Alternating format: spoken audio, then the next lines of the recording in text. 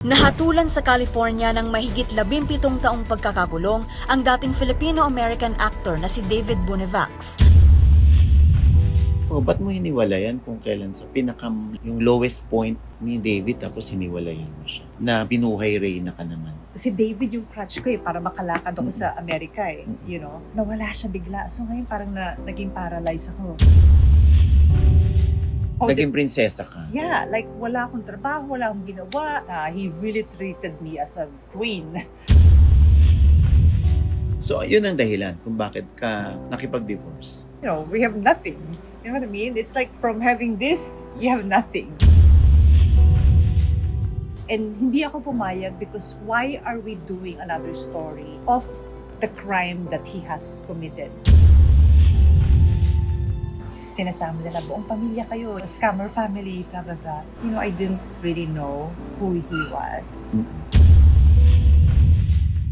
O eto na, nakakaloka. O kasama ko ngayon, di ba? Dahil nandito ako sa US of A, bigla namang nakita natin at naimbitahan na rin natin ang matagal na nawala sa showbiz, hindi ko alam kung magbabalik siya. Ang dating talent manager na artista rin, Miss Jessica Rodriguez. Hi, Jessica! Hi! O ayan, Rodriguez Diyos ko. na ulit! O, Rodriguez na ulit. Ibig sabihin na Rodriguez na ulit, dati ka sa Jessica Rodriguez Bonevacs. Ayan, oo. Yeah, O bakit ulit Jessica Rodriguez na ulit? Hindi, kasi di ba remember when I started sa showbiz, I was Jessica Rodriguez. Oo. And then, naging Jessica Rodriguez Bonevacs. Oh. So, balik na ng Jessica Rodriguez. That's Oh. sad, no? Oo nga. Diyos ko. Siyempre, baka isipin ng mga tao sa kabila ng nangyari kay David, saka iniwan ni Jessica.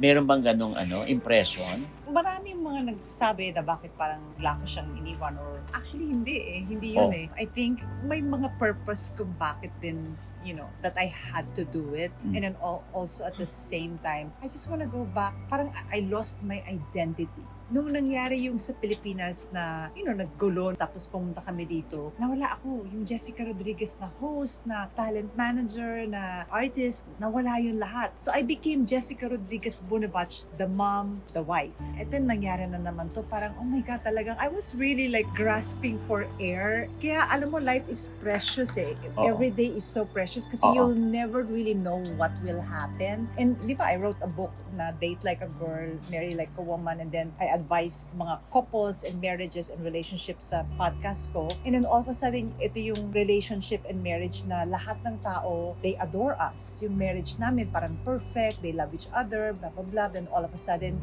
it was broken. So parang ang ano ko is parang nawala yung identity ko ulit. Pangalawang beses, parang who am I this time? Before, I was a host, artist, talent manager. Nung nasa Pilipinas ako, ate ng mga kapatid ko na akong bumubuhay. Tapos nag-asawa ko, tapos nawala. Umalis kami sa Philippines.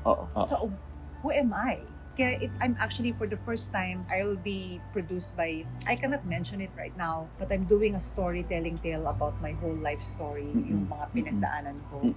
It will slowly happen soon. You know, parang I wanna start healing and parang tulungan ko rin yung mga, how do I say this? Mayroong offer na binigay sa amin na para gawin yung story ng ex-husband ko. The David Bonevacs. Yes. And hindi ako pumayag because why are we doing another story of the crime that he has committed? Bakit hindi natin pag-usapan yung story ng mga pamilya, ng mga incarcerated people, kung anong buhay nila after that happens? Which is yung nangyari sa amin. Nawala lahat, nawala yung kaibigan namin, yung lahat. Sino mga natira? Siguro I can count yung mga dati kong kaibigan sa Pilipinas na hindi ko nakakausap, sila lang. Alam mo, I feel so bad that when that happened in the Philippines, I isolated myself from the Filipino community. But you know what? Nung nangyari yung kay David, ang mga tumulong sa akin, Pilipino. Pilipino dito. Yes. And I thought, nung lumipat kami dito, nung nangyari yung problem sa Philippines, I isolated myself from the Filipino community because you know, I was like, embarrassed. Parang embarrassed ako na parang iniwan ko yung career ko, yung country ko para lumipat dito para sa pamilya ko because I love my family so much. Hindi ako naniniwala sa divorce eh. When I got married, yung ano ko is to be there in sickness, you know what I mean? And from high and lows, I have to be there for him and the family. So I stuck with that family, I stuck with the marriage. But then again, after this whole thing happened, parang sabi ko, oh my God, sino pwede kong lapitan? I was grasping for air. Kasi hindi ko alam sino hahawakan ko. Yung ganon. For a while, nagkaroon ng pagkakamali ako na nagawa sa buhay ko because of, if you're married for 23 years with somebody and kasama mo yung taong yun every single day, okay, tapos biglang nawala sa'yo, yung parang masisiraan ka ng bait. Pero aware ka ba or may knowledge ka ba about what happened sa kanya? Ito nga yung parati ko sinasabi sa mga tao eh. Pagka nag-cheat ang asawa mo, sino ang huling nakakaalam pag nag-cheat ang asawa? The missus. The missus, Oo. di ba? So, in fairness sa kanya, he gave me everything that he can possibly give as a perfect husband. Hindi siya ng babae. He's a very good provider. He loved me so much. Like, in my heart, alam ko hindi na ako makakahanap ng lalaking kung paano niya ako Tratuhin. trinato. He really treated me as a queen. The knowledge of him having yung gambling habit niya, I really did not know anything about it. Ha? Siya lang ang may alam. Walang may nakakaalam kahit sino. Siya lang talaga. Oh, so hindi ka ba nagkakaroon ng idea saan galing yung ikinabubuhay? Or Well, no. In fact, he has really a business. Oh, In so- fact, even up to now, yung mga dalawang anak ko, they work yung for... sobra? Yung- Bakit sobra to? Bakit parang Hindi, kasi hindi na yata? I came from, galing ako sa Pilipinas. Alam mo, Oo. and I grew up with commission. Oo. You know what I mean? Commission basis. Oh, So, dahil akala talent ko, manager si Dahil Jessica. talent manager ako. So, pag meron siyang kino-close na kunyari business, I made big commission. So, akala ko, oh my God, yay! Ganon. And then, yun pala, it was a commission, but then again, it's a long story, na parang, oh my God, hindi lahat, was commission. So, yun ang dahilan kung bakit ka nakipag-divorce. Yung kung ano yung nangyari sa kanya o kung ano yung napasukan niya. Yeah. Parang I feel like, I didn't really know who he was. Although I know in my heart that he really loved me. But I think it's pangalawang beses na to eh. So I feel like it's time for me to Move on. So, kumusta na ngayon si David?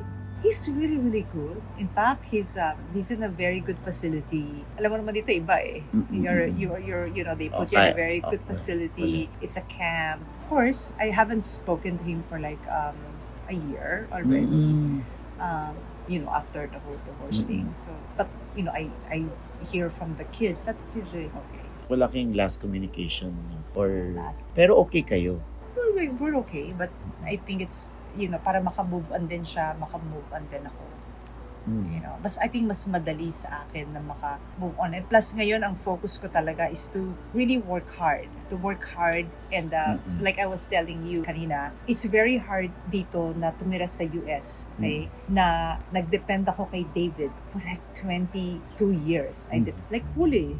Naging prinsesa ka. Yeah, like wala akong trabaho, wala akong ginawa. Nagpa-podcast lang ako, ganyan-ganyan. Pero wala talaga akong ginawa. Kasi talagang inalagaan niya ako eh. Pinagdadrive pa niya ako everyday kung saan ako pupunta. Then all of a sudden, nawala yun. So hindi ako oh my God, anong gagawin ko? Wala akong, and at the same time, you're in a foreign country. Wala akong masyadong kaibigan na makaibigan ko. Puro, kung sino yung mga nandito lang, puro sila, ganyan, puro foreigner. And then, by the time I was 52 years old, when you're in your 50s, bilang all of a sudden, anong gagawin mo, di ba? English is my second language. I didn't finish college. So I'm like, and then single mom ka. Parang how, it's hard kung nasa Philippines ako, I think I would have survived better. But being here in the US, ng ganyan, tas hindi naman ako walang pinag-aralan. But I just recently found out after, doing Beverly Hills. I did the whole marketing in 1 year, napasikat ko ang Beverly Hills, di ba? 6750. So I'm like, you know what? I'm gonna go back to marketing again and branding and sales. And I think I can do it. So, dahan-dahan, I had one job and then a second job and then the third job, yung binigay nga sa akin itong company na to. That's when I called my best friend, si Nino, Lim, who is the founder of Island Pacific, and he was like, alam mo, I'm going to introduce you to this company. And I was like, oh my God, it's a food company, that a meat processing company. Na kami ang nagsusupply sa mga supermarkets, restaurants, and everything. So I'm like, Ito, no? yeah. So I'm like, oh my God, I actually, wait, this is not my cup of tea, pero you know what? I'm enjoying it so much because Oh, so, meat supplier ang dami ka kong, na. ang dami kong nakikilala ng mga distribution company and all. And then at the same time, so I have two jobs. This one and another one pag Saturday and Sunday, yung stem cell ko. Anong stem cell? Well, so we do I also market for an umbilical cord stem cell. You know, it's Para a sa mag-reboot. treatment. Yeah. Mag-reboot yung iyong Yeah, ano. so it's good for slowing your aging process, and Oo. then of course kung may diabetes ka, may high blood, or meron kang mga, any pain, or meron kang knee problem and everything like that. So I have two jobs in the US, and at the same time then I'm gonna start doing my storytelling tale nga, yung buong story ng buhay ko sa social media. So since you have two jobs, kumusta naman yung first job mo? Yung pagiging nanay mo sa mga anak mo? It was hard. It was really hard. Alam mo yung pag may nangyaring trauma sa family mo, magiging punching bag ka nila di ba? Karoon kami ng konting tampuhan. When you go through a grieving process, may anger kang mararamdaman na lahat kami dumaan doon. Away-away.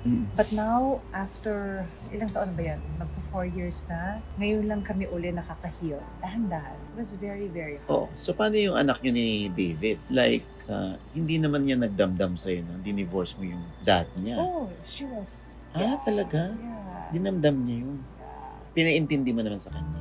It was hard for her to understand why we had to do it. Kasi nga, lumaki siya sa perfect marriage, perfect family, perfect couple kami, na who was actually raised by both the mom and dad. Then all of a sudden, na ano yung mundo niya. And yung time na yun, pasikat siya eh. We just started her music, we just started her career, and then all of a sudden that happened. So natigil yun. Natigil siya, nag-stop.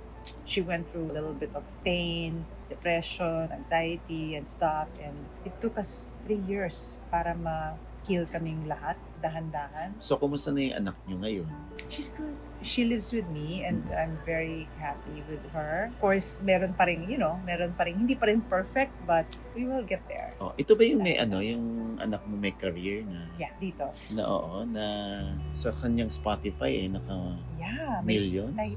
She has Wow. 10 million. Kaya nga sabi ko sa kanya, babe, you have a purpose here. Walang promo to walang promo. Pero 10 million na yung niya, yung followers niya. Wow. Why?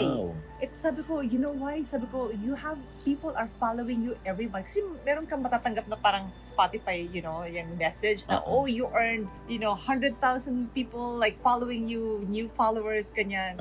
Sabi ko, they follow you because they love your voice, they love your music. So sabi ko, you have to continue it and maybe bring whatever pain you have, right?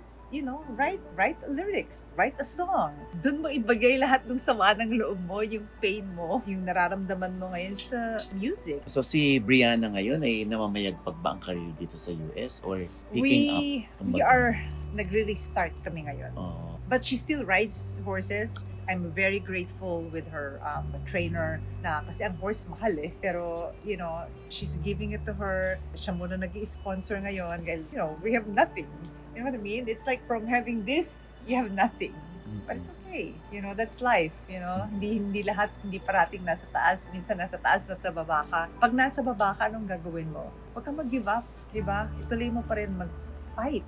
Ang vision ko sa buhay ko is, I want to teach women who are actually going through. Alam ko maraming kapwa ko babae out there na I'm like this, I'm 50, matanda na ako, hindi na ako makaka-move on kahit nang bababae na yung asawa mo o may ginawang kasalanan yung asawa mo. Hindi. Ito yung sinasabi ng mga tao ngayon na take care of yourself. Not love yourself because you have to love God and you love one another. But take care of you. Kung nasasaktan ka na with somebody, I didn't want to divorce Dave. In my heart, I didn't want to divorce him because he was the love of my life. He gave me the life na walang nabigay sa akin noon. Pero hanggang kailan ka masasaktan? You know what I mean? So, pag alam mong pag alam mong you're so broken already, mahalin mo yung sarili mo, and then take care of it, and pick up all the pieces of the broken of you, and put them together. Mm-mm. Because you cannot pick up the broken pieces of you kung nandyan pa rin yung pain sa'yo eh. You can't. Parati kong sinasabi sa mga bata na, right now, I'm depending on a crutch. Si David yung crutch ko eh, para makalakad ako sa Amerika eh, you know. Nawala siya bigla. So ngayon parang naging paralyzed ako. Hindi ako makalakad. Hindi, maglakad ka mag-isa mo. Kailangan mo ng crutch, pero depende ka ba sa crutch? No. Maglakad ka mag-isa mo. Do it on your own. You know, because later on, yung paa mo, yung tuhod mo, magiging malakas yan if you do it and practice it and maintain walking. Nakatikim ka ba ng bashing na kahit wala kang kinalaman, ikaw din binabash? Yeah. Really? Kaya Anong pinakamasakit mo na paratang ang hindi mo makalimutan, hindi mo makain? Na-scammer ako. Nakasama din ako. Kadamay ako doon or something like that. Yun yung masakit. At saka masakit yung parang pati yung mga anak ko, sinasama nila, buong pamilya kayo. Meron akong YouTube na, scammer family, blah, blah, blah. Oh. And you don't know us. You know, you don't know kung ano yung pinagdaanan namin. You don't know na there was a time. You know what, Ogie? There was a time dito sa US, na I was going from one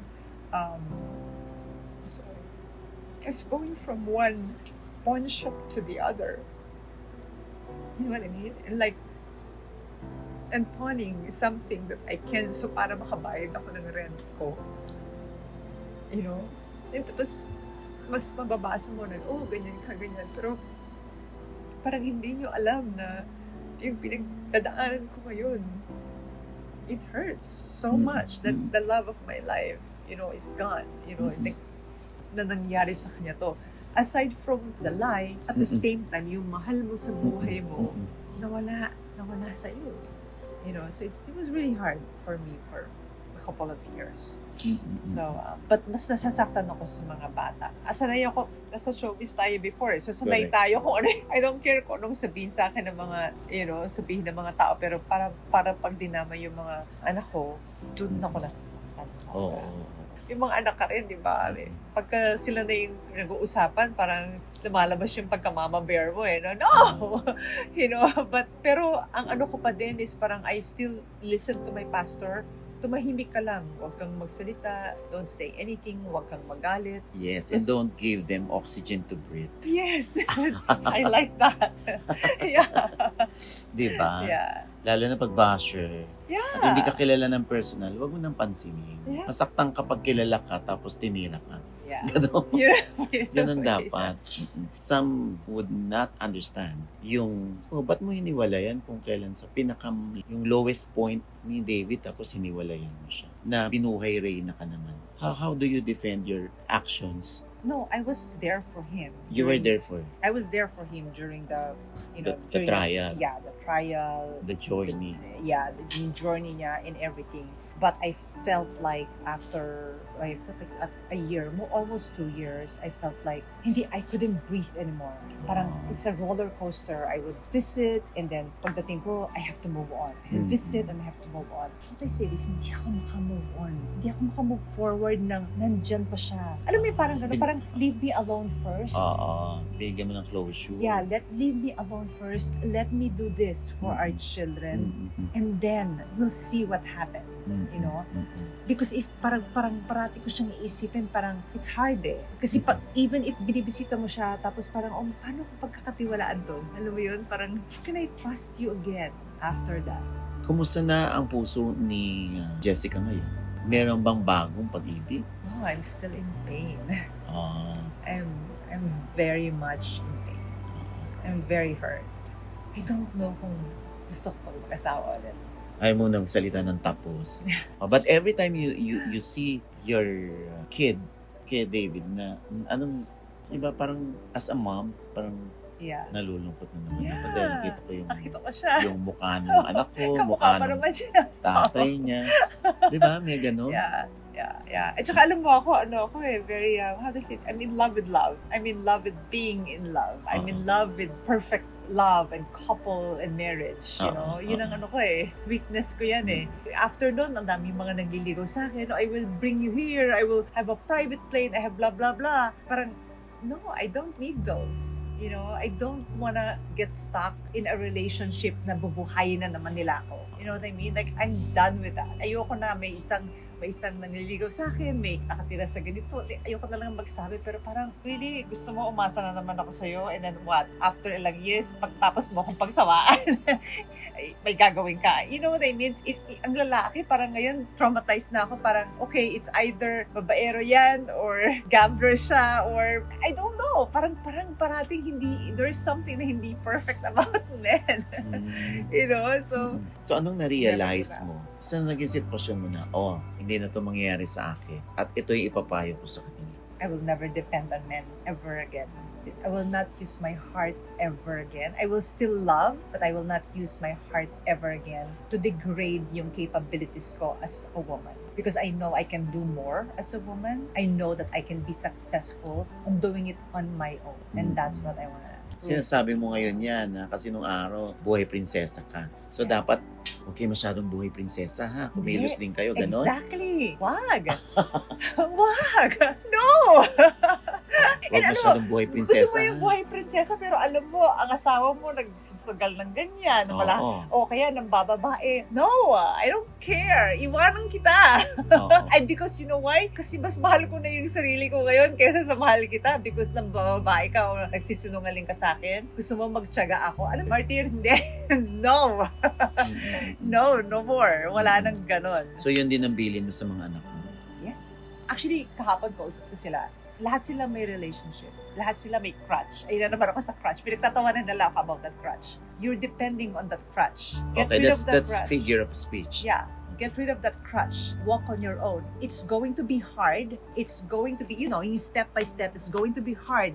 You will limp. You won't be able to stay, but eventually you will be able to stand on your own without the crutch. So get rid of that. Okay. So yung crutch na binabanggit mo, yung guy, huwag kayo masyadong dumipende sa lalaki. Yes. Kumbaga parang mahalin mo yun. Huwag mong mahalin yung crutch. Mahalin mo yung ikaw, kung saan ka ngayon. It's such a cliche to say, I love yourself, love yourself. I don't want to say that. Kasi sa akin, we love God and then we love people. We love one another, right? For me, it's like, take care of you. Take care of you and make yourself valuable as opposed to, okay lang, sige, tatanggapin na kita kahit ano ka. The new generation now is whatever makes you happy, live at the moment and don't even think about the future. There is no such thing as a perfect person. No one will ever be perfect. But if you find the right thing for you or the right partner for you or the right job for you or the right whatever or something na magpapalikasan, Nagkaroon ka. diba? If that will make you feel like you're a perfect person, grab it right away and use that to make you feel fulfilled. I want to prove to women that at 50s, you can still do it. At age 50, you can still stand up. Until you're knocked out, you can never be broken.